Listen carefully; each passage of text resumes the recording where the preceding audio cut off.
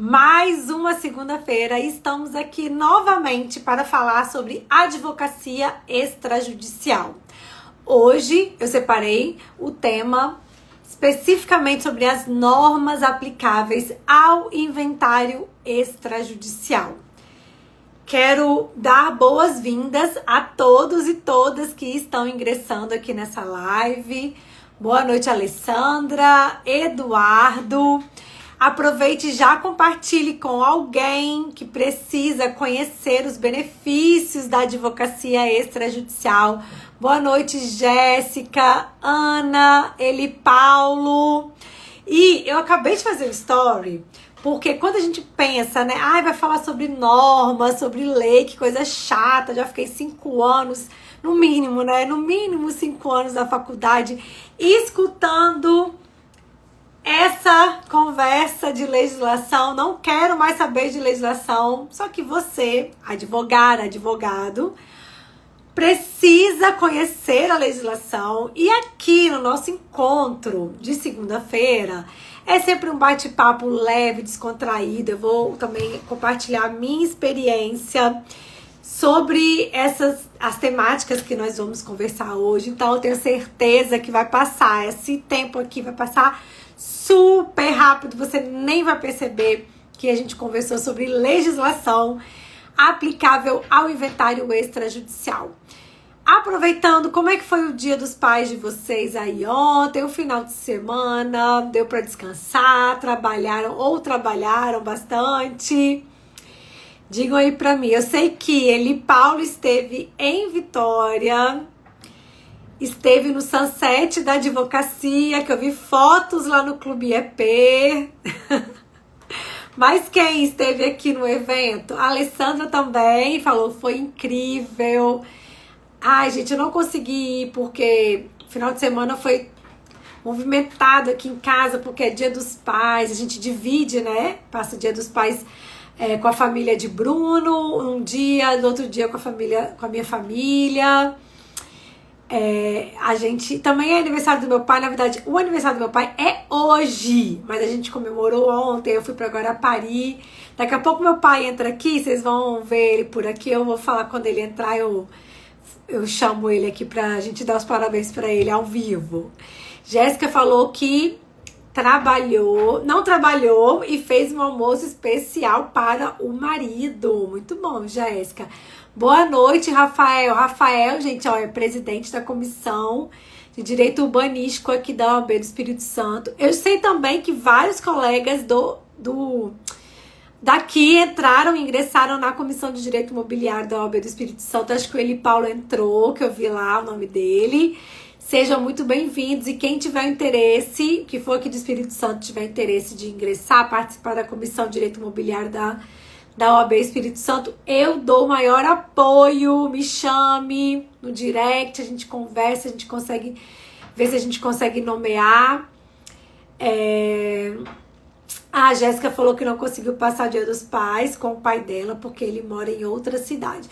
Mas o importante, né, Jéssica, é a gente ter essa lembrança, né? A gente também tem muitos pais que não estão mais conosco. Eu tive muito contato com meus avós e hoje eu não tenho mais. E por ter esse muito contato, né, no Dia dos Pais, a gente sempre lembra também, né, do nosso avô, o Dia das Mães da nossa avó. Então a gente é um momento também, né, de lembrados, da saudade, né, de ter aquele momento de boas recordações. Acho que isso é importante também. Bom, mas já deu aí, vai começar às 7, quase 7h05. E aqui o conteúdo eu sempre priorizo, porque eu sei como que é difícil, né, parar esse momento, colocar aí o telefone para escutar sobre a advocacia extrajudicial. Então eu sempre priorizo o conteúdo para vocês. Boa noite, Mônica. Boa noite, Paulo. Hoje, gente, eu ia até botar eu tenho um quadro branco que fica aqui do lado. Eu ia até botar ele aqui atrás, que eu ia levantar e escrever aqui atrás os tópicos. Só que aí depois eu falei, nossa, a gente vai ficar muito sala de aula, né? Eu levantando, escrevendo atrás. Mas se vocês quiserem, eu até faço isso. Acho que a caneta tá por aqui. Eu acho que eu consigo. Mas enfim, boa noite, Andresa, tudo bom? Mas o roteiro tá aqui. Ficou bem bacana o roteiro. Sobre as normas aplicáveis ao inventário extrajudicial. Se vocês quiserem que eu levante e escreva atrás, é que eu coloco o quadro aqui aqui atrás e vou escrevendo. Na medida que a gente for desenvolvendo aqui o tema. Mas se eu acho que vai ficar muito sala de aula, eu prefiro esse bate-papo aqui nosso mais próximo, né? Então, quem quiser o roteiro no final da live, me mande um direct, que eu vou pedir para minha equipe alguém da minha equipe entrar em contato com você que tem interesse para te passar o roteiro dessa live. Combinado assim? Então vamos lá. Por que é tão importante? É o primeiro ponto, né? Por que eu preciso saber quais normas são aplicáveis ao inventário extrajudicial?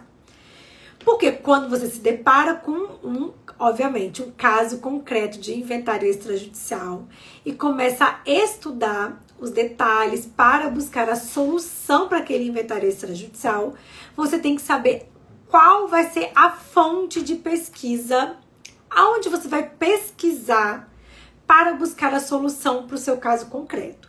Então, hoje, eu detalhando para você, né, quais são as normas aplicáveis, você, ao se deparar com um caso concreto de inventário extrajudicial, já vai saber aonde você irá consultar para obter a resposta, para obter a solução para aquele seu caso concreto de inventário extrajudicial.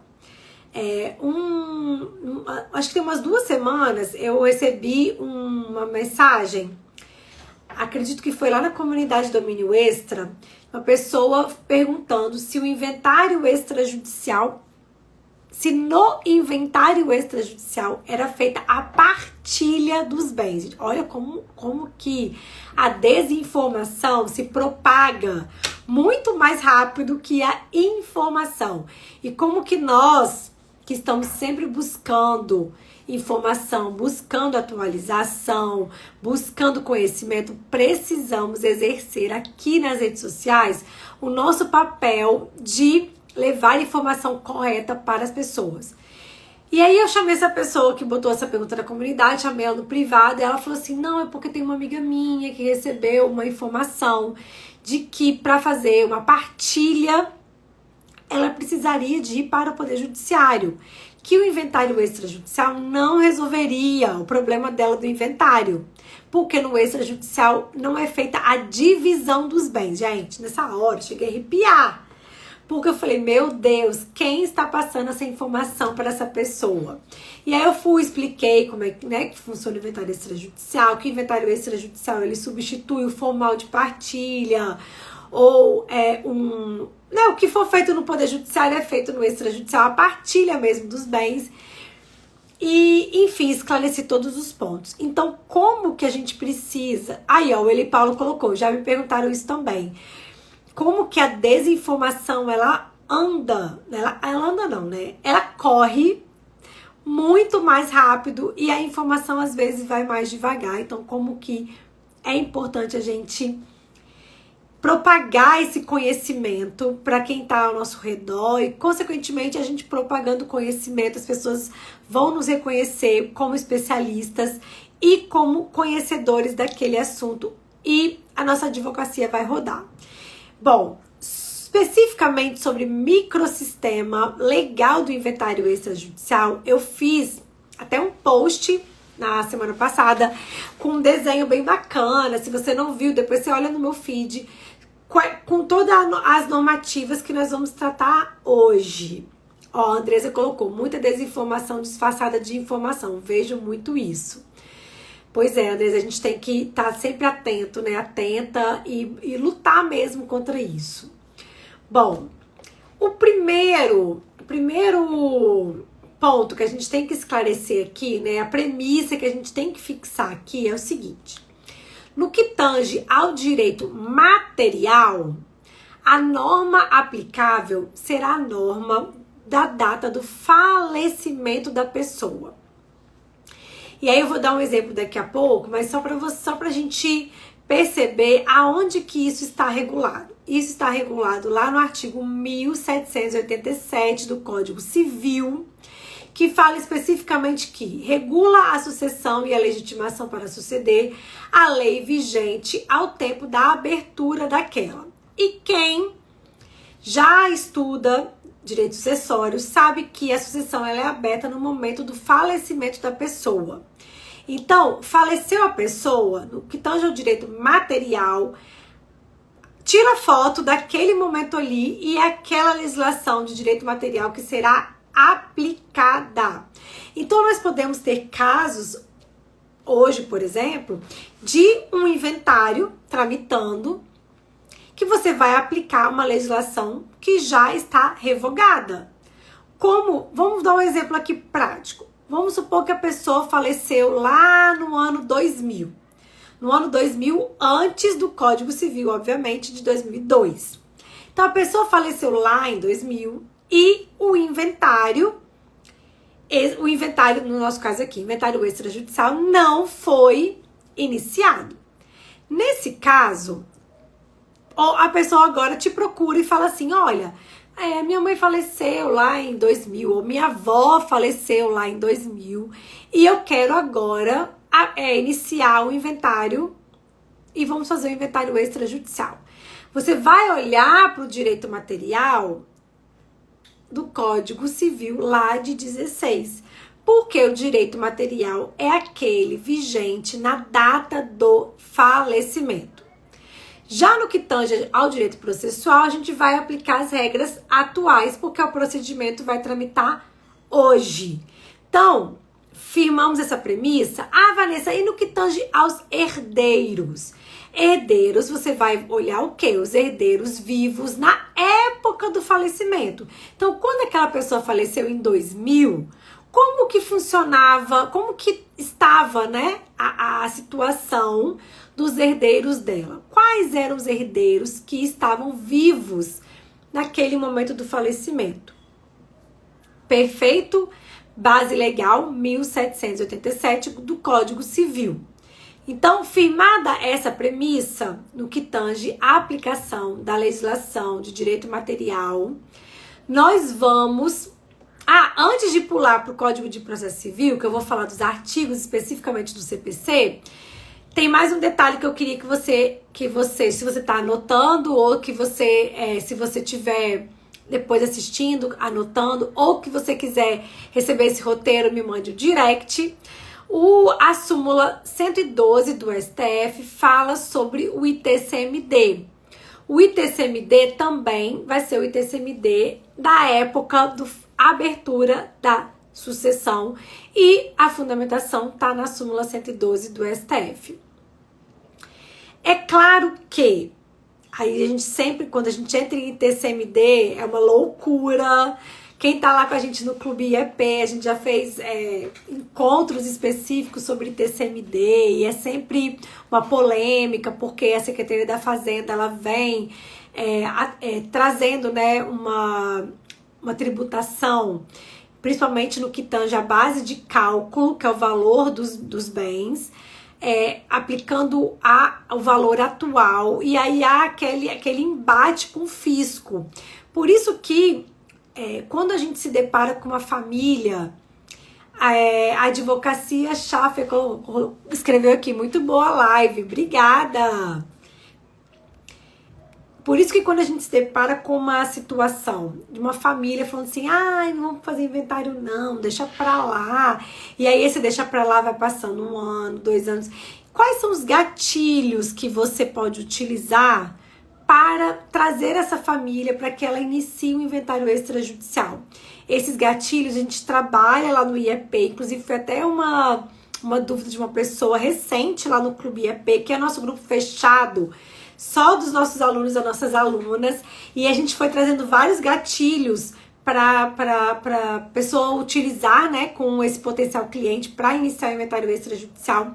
E um dos gatilhos é referente a essa questão da tributação, porque a Secretaria da Fazenda ela vai vir em cima com o valor de mercado, não importa se a pessoa faleceu lá no ano 2000, ela vai utilizar o valor atual. Então, quanto mais tempo você demora, a pessoa demora para iniciar o inventário, maior a chance, né, dela ter dor de cabeça no que tange a questão da avaliação dos bens.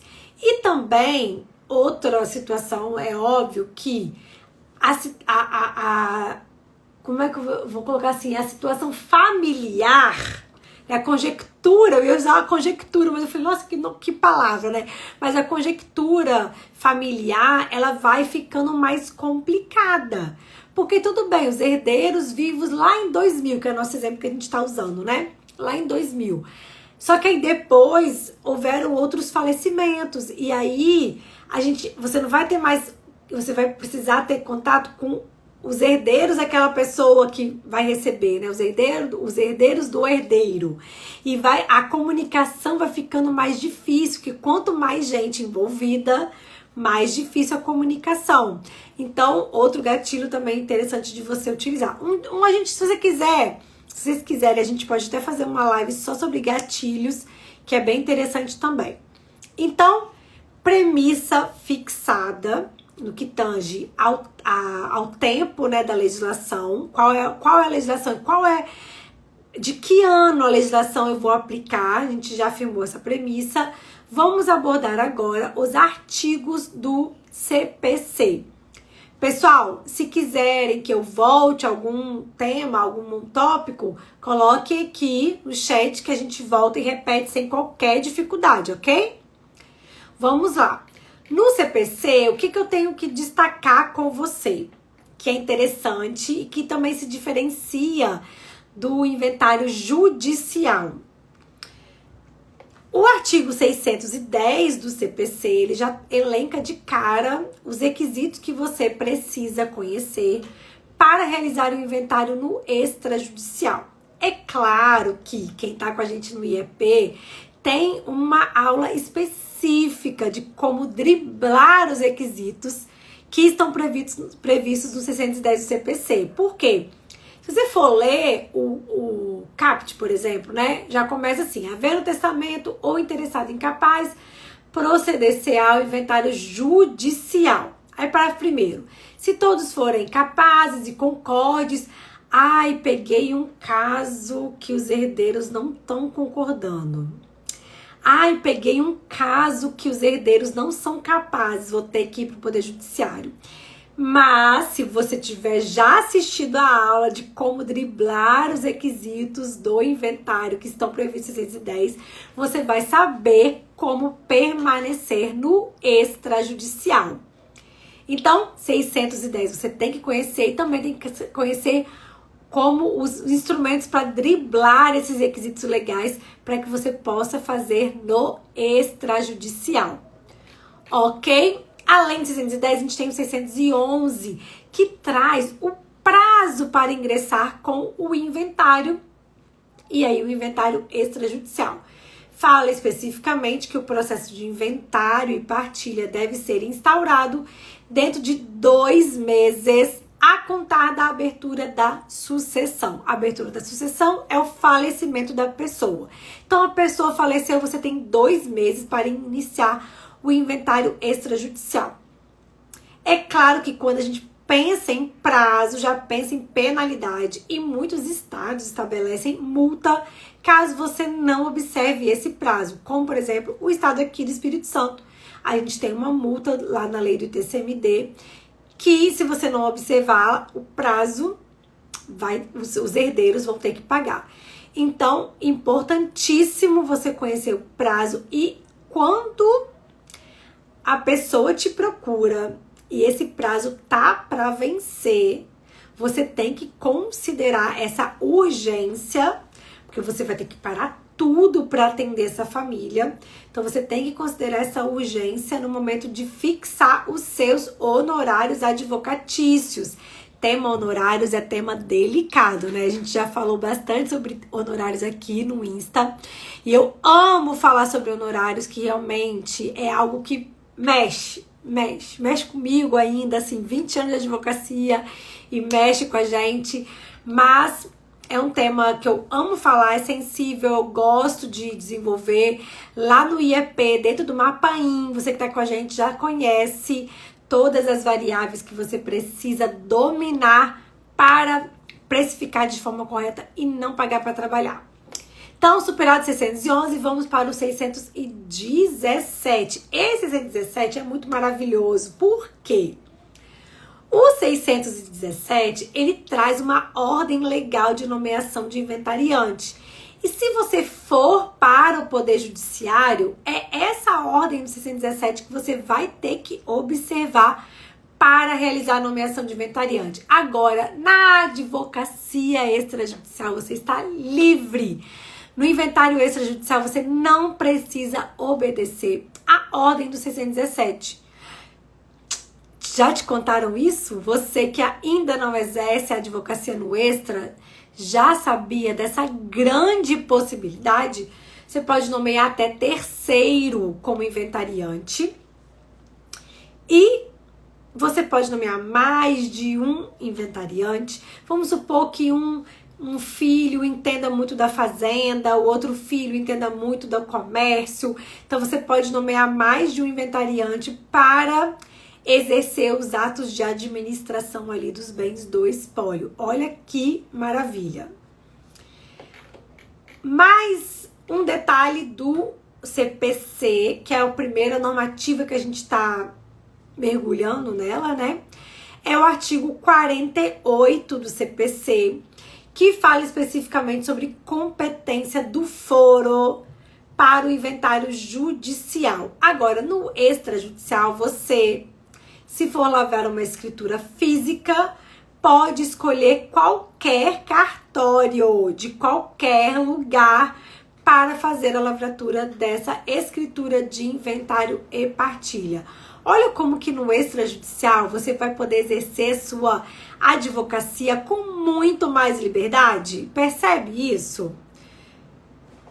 Código de Processo Civil, então, finalizado, nós vamos para o Código Civil. No Código Civil a gente tem alguns artigos interessantes, mas já de cara eu te falo que o Código Civil você vai ter que dominar especificamente a parte das partilhas, porque para realizar o desenho, né, da partilha dos bens, você vai precisar saber quem vai ficar com o que, a meiação, como é que divide. Então, essa parte do Código Civil você vai precisar estudar, ok? Além disso, você tem que conhecer também, né, o conceito de pessoa capaz, lá no artigo 5º do Código Civil. Também vai precisar, caso, né, você utilize procuração, vai precisar ler lá o artigo 657 do Código Civil. Então, o Código Civil tem que estar ali do seu lado no momento de você estudar um caso concreto de inventário, mesmo que a gente está falando de inventário extrajudicial, você vai ter que conhecer o CPC, que a gente acabou de falar, e também o Código Civil, ok? Especificamente sobre procuração, a gente teve uma situação bem interessante uns dias atrás lá no Clube EP. Gente, eu tô falando muito rápido ou tá tranquilo? Assim, tá dando pra fluir? Posso acelerar mais? Me digam aí. A gente teve um caso interessante lá no Clube EP, porque existe a possibilidade de você outorgar uma procuração específica para que, vamos supor, a gente tem herdeiros espalhados aí pelo Brasil inteiro. Os herdeiros, eles decidem nomear um inventariante, uma pessoa, e esses herdeiros, eles decidem lavrar procurações, né, por instrumento público, para que esse inventariante possa exercer os demais atos dentro e até mesmo assinar a escritura de inventário e partilha. E aí a gente teve uma situação de uma aluna nossa lá no IEP, que ela teve dificuldade, na verdade ela teve uma negativa de um tabelionato em lavrar a escritura pública ou receber a escritura pública, acho que receber as escrituras públicas. receber a procuração. E a gente foi esclarecendo, né, esse empecilho que era sem qualquer fundamento, e conseguimos ultrapassar esse impedimento que ela se deparou no caso concreto que ela estava realizando esse inventário. Então, qual que é o detalhe importante, né, quando você se depara com um caso desse? Eu já atuei num inventário de herdeiros colaterais, e tinham herdeiros espalhados no Brasil inteiro, e esses herdeiros, eles decidiram, como eu falei, outorgar procuração pública para essa inventariante, para que ela representasse todos os herdeiros até a finalização do procedimento do inventário extrajudicial. E a orientação que a gente, né, como a assessoria jurídica passou para esses herdeiros, a gente elaborou um requerimento, e esse requerimento para a lavratura da procuração, já estabelecendo os poderes que a gente precisava para constar nessa procuração. E aí o herdeiro, ele foi, né, no tabelionato mais próximo da casa dele, para lavrar essa procuração, outorgando poderes para inventariante, com o requerimento que a gente elaborou, né, o nosso escritório que estava assessorando o que estava realizando o inventário extrajudicial. Então, ter esse cuidado é fundamental, porque não adianta nada o herdeiro chegar para você com uma procuração, mesmo que foi lavrada num tabelionato, né, mesmo a procuração pública, mas que não tenha os poderes que você precisa para que o inventariante possa exercer todos os poderes ali dentro do procedimento de inventário e partilha. Então, esse cuidado você precisa ter, ok? Bom, CPC, Código Civil. Aí a terceira normativa que eu tenho para te falar é a lei dos cartórios, que é a lei 8935 de 94. Você precisa conhecer essa lei até para você saber qual é o cartório que você vai se dirigir, conhecer quem é que tá ali do lado de lá do balcão.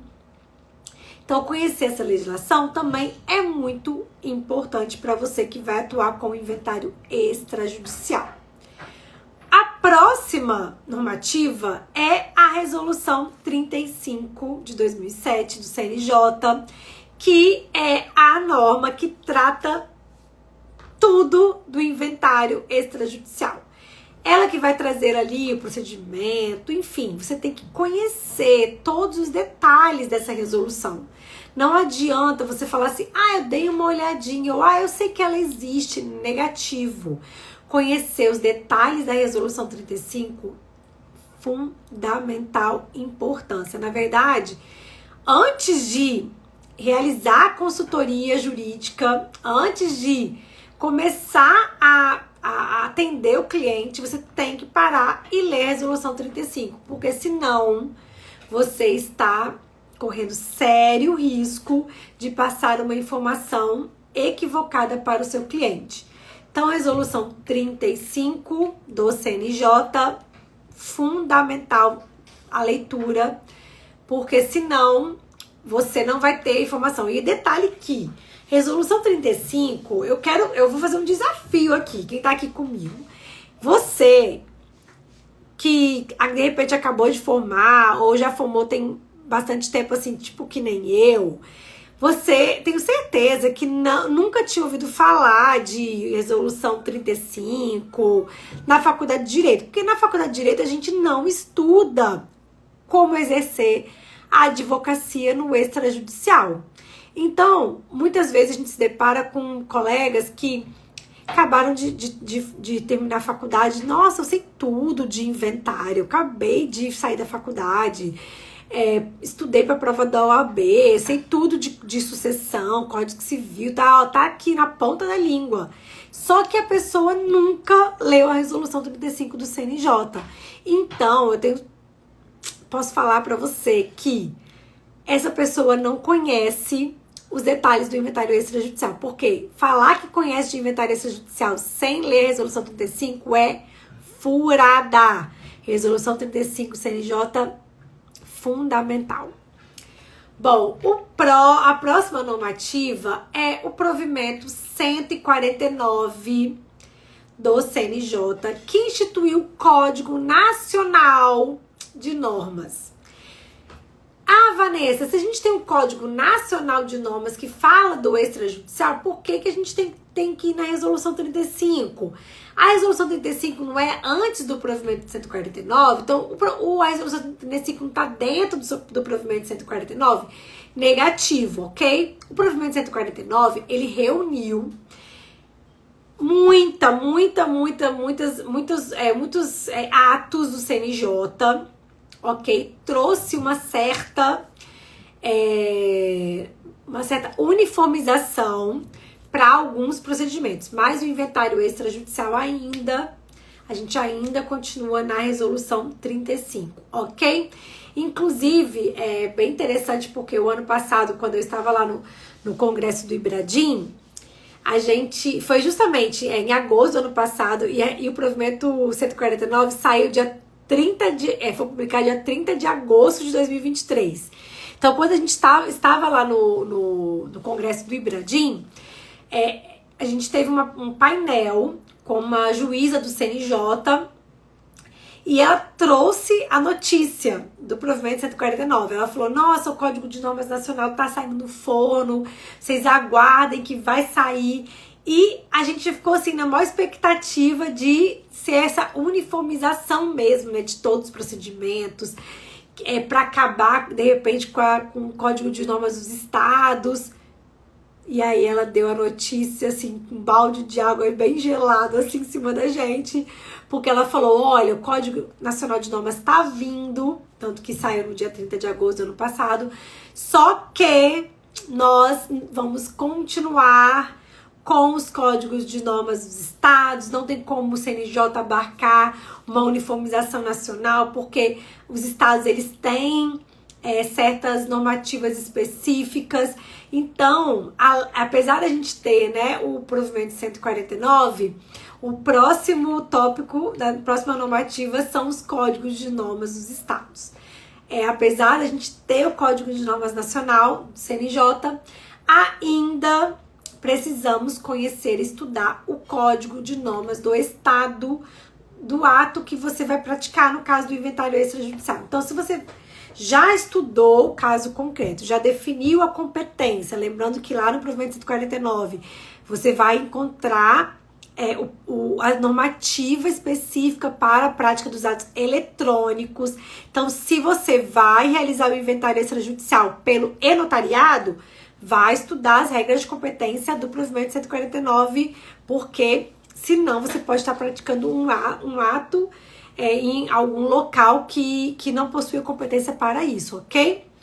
Bom, definida a competência, vou tramitar o meu procedimento de inventário extrajudicial no tabelionato de notas do Espírito Santo. Vá para o Código de Normas do Espírito Santo e verifique os artigos que se aplicam para o inventário extrajudicial no Espírito Santo. Vou praticar o procedimento, vai tramitar no Rio de Janeiro? Vá para o Código de Normas do Rio de Janeiro. Vou lá. E aí você fala assim, Vanessa, mas calma lá. Eu tô em São Paulo. Como assim eu vou praticar um ato no Espírito Santo, pessoal? Nós estamos no Instagram. Nós estamos sem limites geográficos. Você pode estar fisicamente numa cidade do interior de São Paulo, mas você pode abrir o leque da sua advocacia e atender clientes que estão fisicamente longe de você e praticar um ato de acompanhar um procedimento de inventário extrajudicial em um estado longe. Você está em São Paulo, vai lavrar o inventário, viu que a competência enfim, na Bahia, sem qualquer dificuldade. O extrajudicial possibilita isso para você. A internet te possibilita isso. Então, se você ainda está exercendo a sua advocacia só pensando, né, nesse círculozinho aí, quem está aí do seu lado, o amigo da sua mãe, do seu pai, vamos romper essa barreira da limitação geográfica. Utilize as ferramentas das redes sociais para expandir a sua advocacia. Como a gente fala lá no IEP, quem faz o seu interior é você. Então, eu moro numa cidade do interior, pouquíssimos habitantes. Não se limite pelo local físico que você está. Utilize as ferramentas que hoje nós temos disponíveis para exercer a sua advocacia. Quem dera eu, em 2004, ter tido a oportunidade de exercer a minha advocacia como hoje, quem está saindo da faculdade, tem chance de exercer. Com certeza a minha advocacia teria sido bem diferente, né, do que ela foi caminhando. Então, assim, eu vejo que hoje as oportunidades que você tem saindo da faculdade são muito maiores do que eu tive na época que eu me formei. Boa noite, Karen, fala Karen, Karen T, é assim que pronuncia seu nome? Boa noite. Então, limitação geográfica, nada disso para você. Exerça sua advocacia com liberdade geográfica. Então, conhecer o código de normas do estado que o ato será praticado é fundamental. E a Karen, oi Karen, bom, falei certo então seu nome. E aí eu posso dar exemplos aqui para você, né? Vanessa, vou praticar o ato no Rio de Janeiro, não estudei o Código de Normas do Rio de Janeiro. Você, se não fizer isso, né, cometer esse equívoco, né, não estudar o Código de Normas do estado em que o inventário extrajudicial vai tramitar, você pode não conhecer a possibilidade prevista lá no Código de Normas do Rio de Janeiro de um inventariante poder alienar um bem antes da lavratura da partilha, do inventário e partilha. Então, olha que poderoso é você conhecer o Código de Normas do estado em que o ato será praticado. Bom, temos aqui alguns outros exemplos, mas o tempo não vai deixar eu comentar aqui todos os exemplos. Quem tá com a gente no IEP tem uma aula específica só sobre isso, que a gente traz muito mais detalhes, né, sobre essas normativas, mas é importante conhecer o Código de Normas e isso você já está sabendo, já que você está aqui comigo nessa segunda-feira de agosto. Aniversário do meu pai que não entrou, eu falei que ele ia entrar, né, gente? Eu acho que meu pai não entrou. Pai, você tá por aí? Se tiver por aí, eu falei que a gente ia dar parabéns ao vivo, hein? Eu acho que ele não entrou ainda. Bom, além do Código de Normas do estado que o ato vai ser praticado, você precisa também conhecer a lei estadual que fixa os emolumentos. Emolumentos é o valor que o seu cliente vai pagar no cartório. Emolumentos, tabela de emolumentos, gente, é um mistério, né? Você já chegou no cartório e falou assim: olha, eu vou lavrar uma escritura de inventário e partilha, queria saber mais ou menos o valor que o meu cliente vai pagar. Doutora, mas aí o emolumento, blá, blá, blá, blá, blá, blá, blá, blá, ninguém te explica a tabela de emolumentos. Alguém já passou por isso na sua advocacia extrajudicial? Já chegou a perguntar, quanto é que vai ficar isso aqui? Isso aí depende da certidão, depende disso, depende daquilo, depende de tudo e ninguém te explica nada de tabela de emolumento, certo? Alguém aí já sofreu essa dor de escutar uma resposta assim, somebody love, né? Blá, blá, blá, blá, blá, blá, e não foi responder você? Digam pra mim.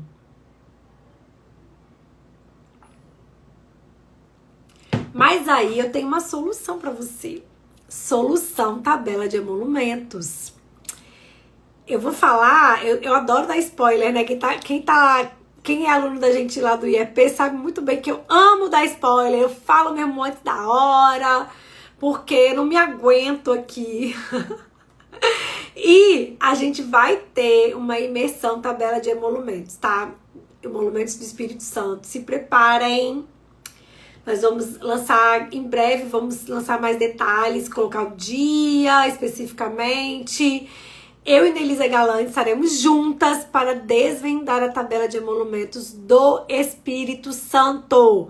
Então você vai saber todos os detalhes da tabela de emolumentos. E você precisa conhecer a tabela de emolumentos para saber quanto seu cliente vai pagar, para saber se o cartório está cobrando direito, porque afinal de contas você que tem que estar ali junto com o seu cliente para também gerar economia. O cliente fica satisfeito quando a gente gera economia para ele. Doutora, eu tenho isenção de ITCMD. Meu Deus, eu não vou precisar pagar o ITCMD. Aí pronto, conquistou o cliente. Doutora, a senhora apresentou uma impugnação de ITCMD, vai me fazer economizar não sei quantos R$1.000. Conquistou o cliente. E aí conquista o cliente para tudo. Quando ele tiver um problema de outra área, ele vai te procurar e você faz parceria com outro colega, indica outro colega de outra área, já que você só atua no extrajudicial e de repente fixa aí um percentual de indicação. Então, enfim, você conhecer a tabela de emolumentos vai ser uma grande vantagem para o exercício da sua advocacia. Além da tabela de emolumentos, você precisa conhecer o quê? A lei estadual que regulamenta o ITCMD. E aí foi o que eu acabei de falar. Você precisa conhecer o ITCMD. Nós já tivemos uma imersão aqui sobre ITCMD. Quem tá no IEP já tá automaticamente inscrito nas imersões que nós fazemos, né? Então, quem tá no IEP também pode assistir os vídeos das imersões sempre que quiser. Quem não tá com a gente ainda no IEP, a gente abre inscrição para participar especificamente da imersão. Nós tivemos esse ano uma imersão sobre ITCMD do Espírito Santo. Entramos dentro do sistema do ITCMD, explicamos como preencher ali as informações que o sistema da Secretaria da Fazenda pede, enfim. E conhecer a lei vai te trazer o que? Mais conhecimento para você gerar o que? Economia para o seu cliente. Economia de isenção, economia de uma eventual impugnação, economia de às vezes nem impugnar, fazer um requerimento de um questionamento. Já aconteceu comigo no DF. Veio a avaliação do ITCMD do DF, eu falei, essa avaliação tá meio esquisita. Fizemos um requerimento de pedido de explicação, fizemos alguns apontamentos. O que aconteceu? Eles alteraram a avaliação, veio outra guia de ITCMD e a cliente ficou como? Morrendo de rir, porque eu gerei muita economia para ela, para aquela família. Então, conhecer a lei do ITCMD é importantíssimo. Porque se você não conhece e existe, vamos supor, uma hipótese de isenção do ITCMD, você não pede isenção, o cliente paga o ITCMD e aí depois ele descobre que ele era isento. Olha a dor de cabeça que você vai ter. Então, conhecer a lei do ITCMD é importantíssimo. Percorremos toda a legislação, toda a normativa do inventário extrajudicial. Como eu falei, a gente está aqui numa live de Instagram que eu priorizo muito conhecimento, priorizo a gente passar essa informação de forma clara, objetiva. Se você tem interesse por esse material que eu elaborei para essa live de hoje, me mande um direct que alguém da minha equipe vai entrar em contato com você, ok? Se você está aqui comigo nessa segunda-feira, já deixo o convite para você estar comigo novamente na próxima segunda-feira. Nós sempre divulgamos a temática da próxima live durante a semana. Se você também quer dar uma sugestão, um tema que te interessa sobre a advocacia extrajudicial, eu adoro receber essas sugestões. E eu te espero aqui na próxima semana para a gente falar mais sobre o extrajudicial, que é a minha paixão. Até a próxima!